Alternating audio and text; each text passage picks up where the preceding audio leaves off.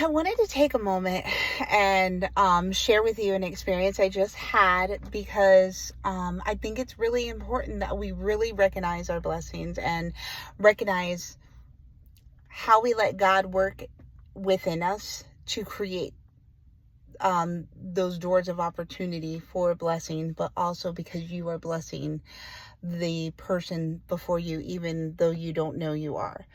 Um, so I was in Publix, and I had pre-ordered my subs. They were supposed to be ready at 9:30. I show up, one sub was made, the other wasn't. That's, you know, and so to be honest, as I'm sitting there, this person in front of me was just they ordered like 10 subs, and they only had one make station, and I just really wanted to get out of there and get home, to be perfectly honest. Um, so, in my mind, I'm sitting there thinking about everything that I could be doing, and just like, okay, I started to get that, then I was like looking at the family in front of me and just kind of like, they're irritating, and I don't even know them. All I know is they're ordering 10 subs, and it's just like, then I had to step back and be honest and be like, wait a second, I don't even know them. Why am I placing a judgment upon them because they're ordering 10 subs? No. I prayed for them in that moment. And I prayed because I noticed what was coming into myself, for them to go home and enjoy those subs and have a wonderful time together. And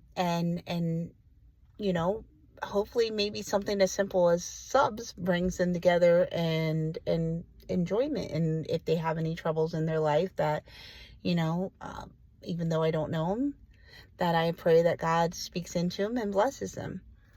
So then it comes my turn, and I'm speaking with the worker, and she's being, because it's public, she's being super apologetic, and I'm like, it's okay, it's fine. She's like, can I, wanting to do extra, and I was like, it's perfectly fine. It's, just do whatever, so you can get out of here. I know it's been a long day for you, so I'm fine. I just appreciate you making my sub.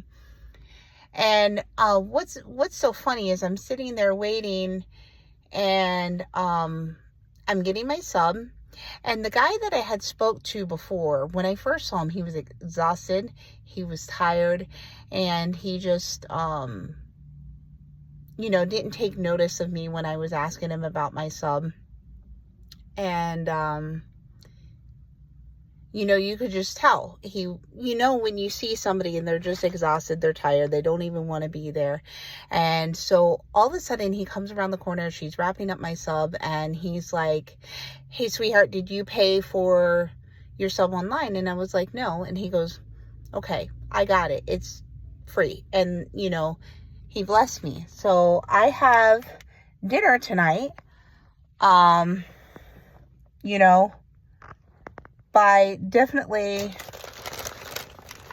God providing. He gave me a blessing that I wasn't expecting, because I allowed the moment to